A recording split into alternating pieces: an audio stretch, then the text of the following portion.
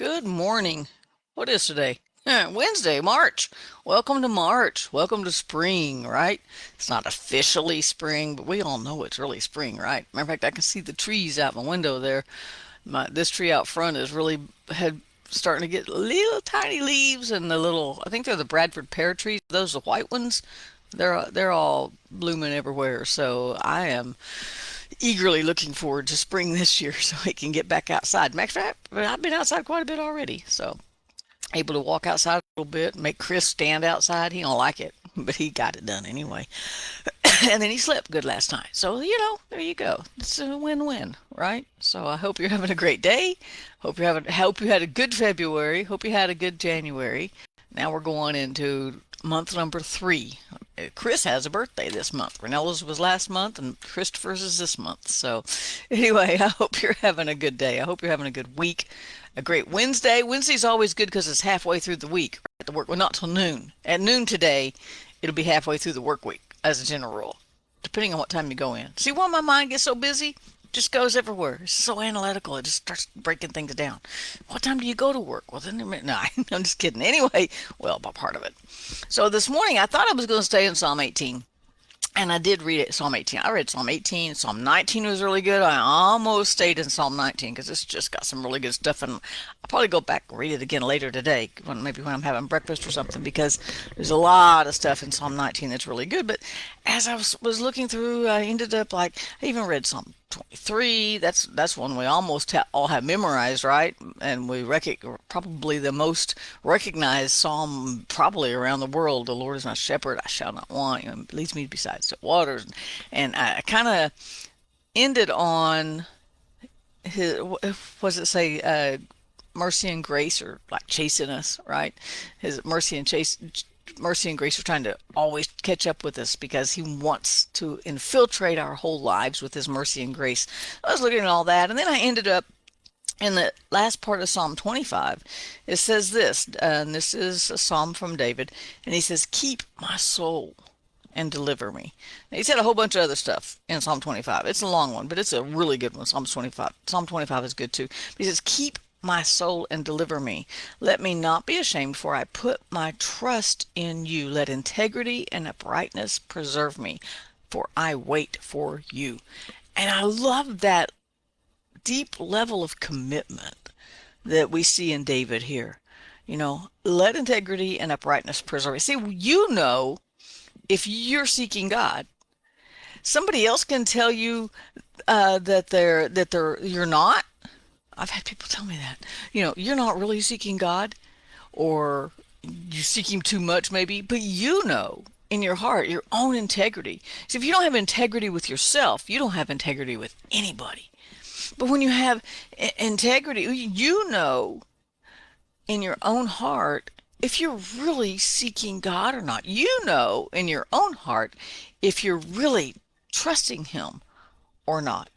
In your own heart if you're really waiting on him or you're trying to figure it out yourself. Now, here's the trap I get into is I try to figure it out myself before I go, okay, I can't figure this out. I'm going to have some help, right?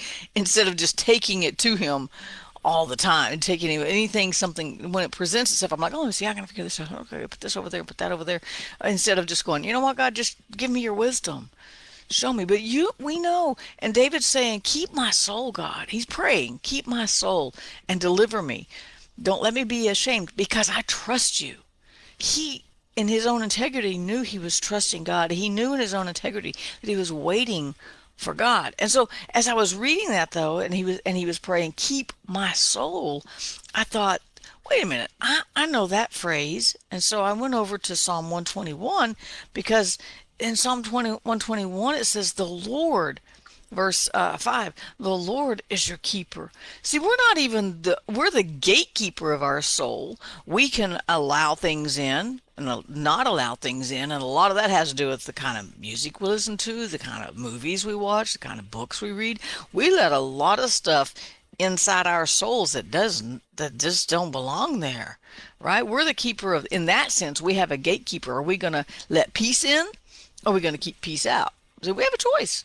Are we going to let fear in, Or are we going to keep fear out? But in the so we're the kind of that gatekeeper there, and what we focus on is what's going to become a part of us.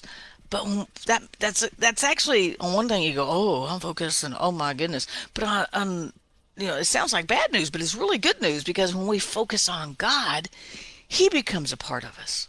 Right? When we focus on His Word, when we say, I'm trusting in you, God, and we really are, or I'm waiting on you, God, and we really are, right? Then he infiltrates all those areas. We allow that. We open the gate to him, so to speak. But it says, the Lord is your keeper. The Lord is your shade, right? The Lord shall preserve you from evil.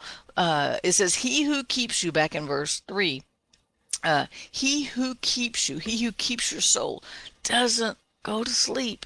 He doesn't take a day off. He doesn't slumber. He doesn't sleep. Even while you're sleeping, he's keeping your soul.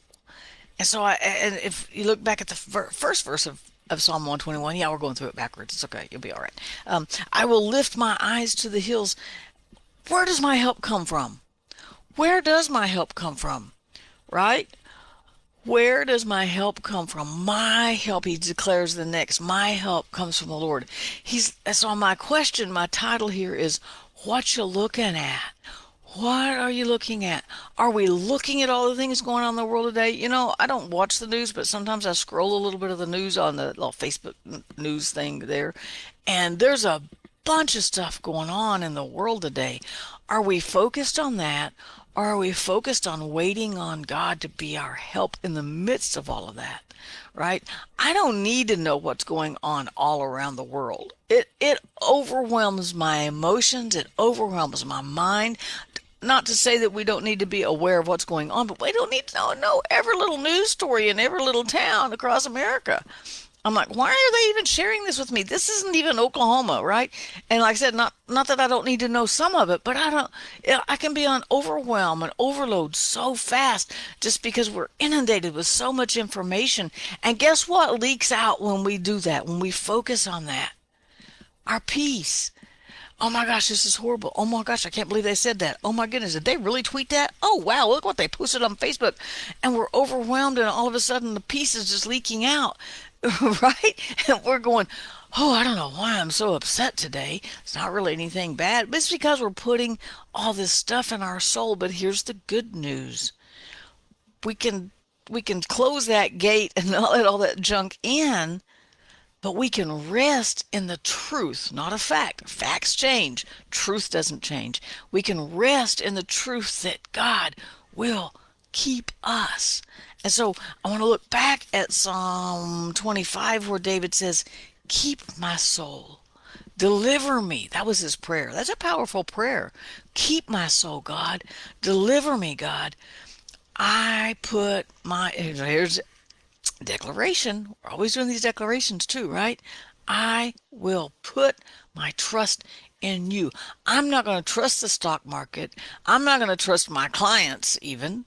I only have a few left after COVID, right? I'm not going to trust my pocketbook. I'm not going to trust anything but God. I will put my trust in you, God. Let me not be ashamed. I put my trust in you.